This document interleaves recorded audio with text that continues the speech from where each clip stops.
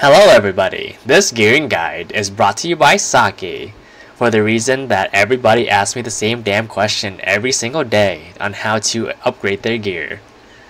Here you will see a list of equipments that someone has submitted to me a while back. This is something that you will see on a person that is running through the game on the first character around level 30. Very scattered gear all over the place. As you can see, he's using a +4 sword main hand, and everything else is trash drops that were dropped from mobs. It's probably what you're going to be seeing when you're first starting off. Most people that are looking at this guide will be beyond this point. So what you want to do here starting off is you want to buy yourself a +15 main hand weapon, preferably a Rosar or Yuria weapon. The reason for this is Rosar and Yuria will take you very far in the game, but you do not want to push this beyond +15 because you will be replacing this very early on in the game. Your second priority is to get yourself a +15 accuracy offhand. So for example, witches, wizards, and ranges will be using a bronze dagger, while Valkyries and warriors will be using a vanguard shield. So just look up the accuracy offhand for your class and go ahead and grab that. Make sure that you guys are buying these items and not upgrading these yourself, because upgrading yourself will most likely result in a higher price tag than just simply saving up the money and buying it. And once you hit level 50, you need to finish the Medea quest line. That will then unlock the quest to get yourself a dim magical armor, which you can later upgrade to a roaring magical armor at level 56. The reason why this armor specifically is very good for beginner is because 1, it's free, and 2, it's the dual equivalent of any basic green armor. Number 4, you should be saving up roughly around 300 mil to 330 mils. For when you do hit level 56, you are able to buy yourself a Ultimate Awakening the moment you hit 56. Don't worry about not having that money once you hit 56, as you can easily earn that once you hit 56. And obviously number 5 is to hit 56 to get your awakening. If you need help with your awakening, you can ask anyone else in the guild to help you, as your gear will be most likely be very lacking on your first run through. So going to step 2, the awakening. Once you hit 56 and get all your awakening out of the way, and obviously have enough money to buy your awakening weapon, as you can see right here. If you do not have the money to buy yourself a ultimate, ask any guildmates to take you through a couple Savage Rift, or just run through Savage Rift on your own. Either will work. Each rift will give you roughly a little bit more than 7 mil a run, and after a few runs you should have enough money to buy yourself a ultimate weapon. So that should be your first priority, and make sure that it is the 300 mil variant, not the 150 200 mil variant. This is very important, as having a ultimate awakening that is the blue tier upgrade to yellow tier is because having this will give you the AP needed to put off getting your dandelion weapon, which is one of the most difficult piece of gear to obtain later on in the game. So their second priority is to get Heave's helmet, boots, and gloves, preferably buying them at duo if possible. If not, then +15 is perfectly fine too. And then number 3, after having a ultimate awakening, you should have enough AP in order to start doing helms and Elrics in order to get your Sula's accessories. This will give you a really nice boost in AP and is a very good placeholder for later on.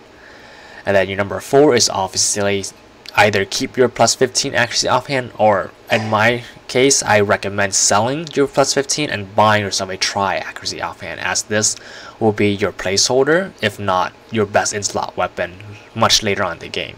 Most endgame players still use their accuracy offhand in PvP, so do not sell it once, or at least don't sell the variant once you replace it with a piece of boss gear. So you look here, this is what your gear should look like before moving on to the next step.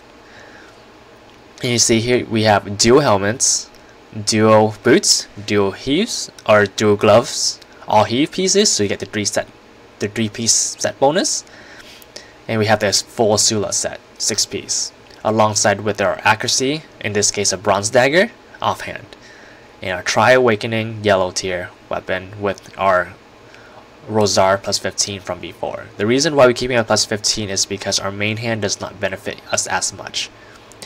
And how Awakening works is only 30% of your main hand AP carries over to your Awakening AP. So whatever your Rosar weapon is, only 30% of those stats will carry over when you're in your Awakening form. And most class will stay in their Awakening form.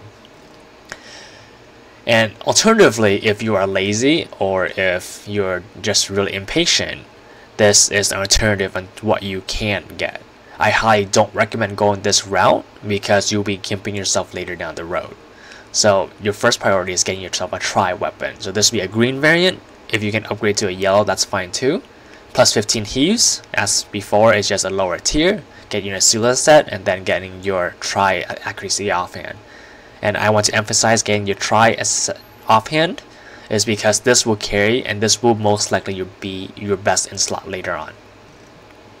And then step 3 is getting yourself PP ready. At this point, once you have all of the pre-stated gear, you should have enough money or save up enough money to start bidding on your boss gear.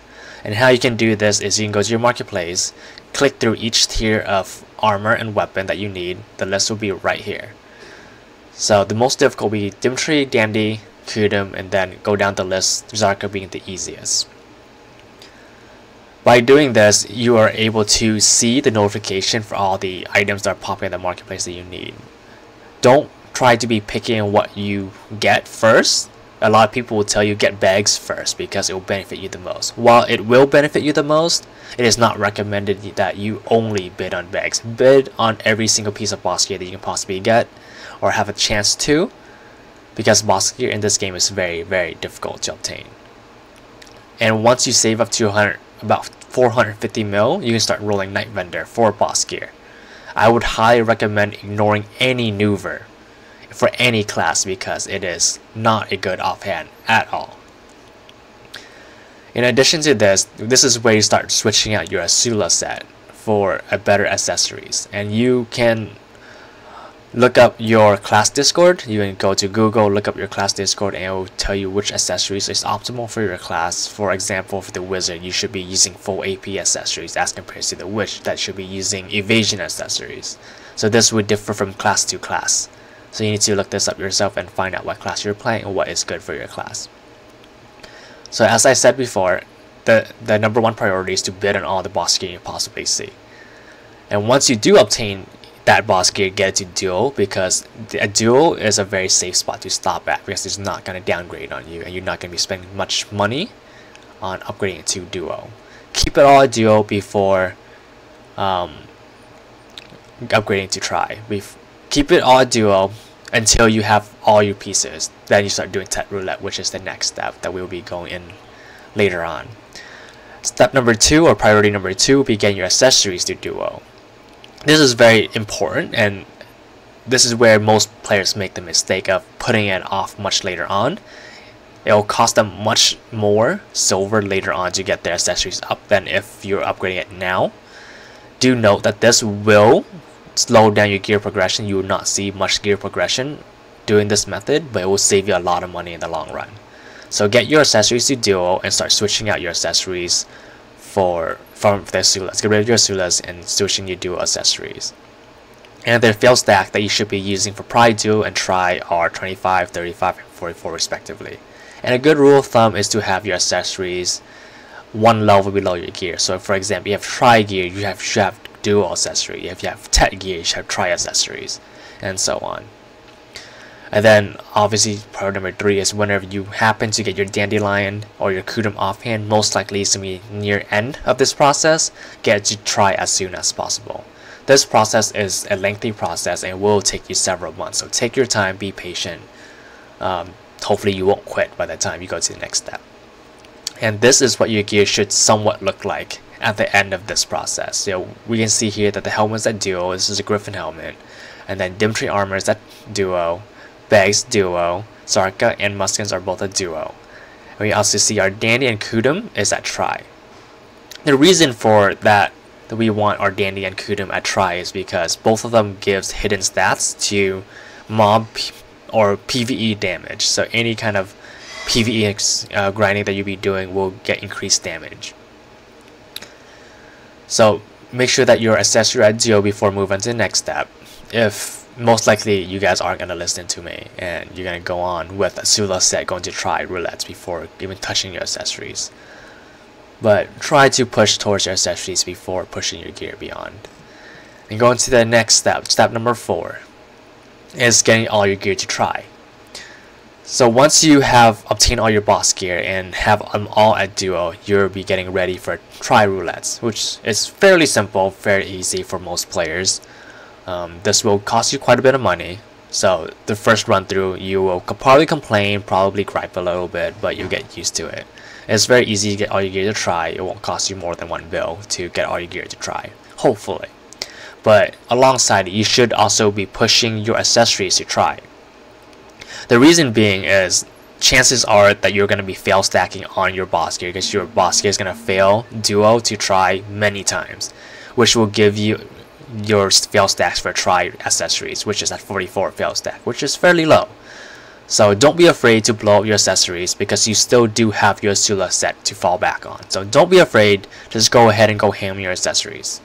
Accessories are not good until they hit try. Move on to the next step. This step is where a big majority of players quit before reaching this step. This step involves you doing TET roulettes, and it is a very costly routine that you'll be doing. So you need to make sure that you have a good worker empire set, a good way to make money to recover your gear.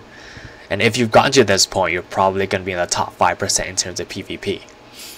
So priority number 1 is to TET roulette all your gear, but before doing so, make sure you have enough money to get your gear back to try if you do fail, or if it goes wrong. Hint, it will go wrong. Priority number 2 is obviously get your accessories to try, because most of you guys are not going to listen to me in the previous step. So get your accessories to try, get your gear to TET. And then priority number 3 is trying to quit, because this is where most people will quit. And number 4, after you finish all of that, try to get yourself a second set of boss gear to start preparing yourself for your pen roulettes, which is going to be your next step. The next step is going to be the top 1%. Obviously, if you're going to be going for pen roulettes, you're basically in the top 1%. Most people, if not all of you guys, who have quit beyond this point. Obviously, just pen roulette your gear and TET roulette your accessories. Again, don't be afraid to blow up stuff, because at this point you probably have a really good method of making money.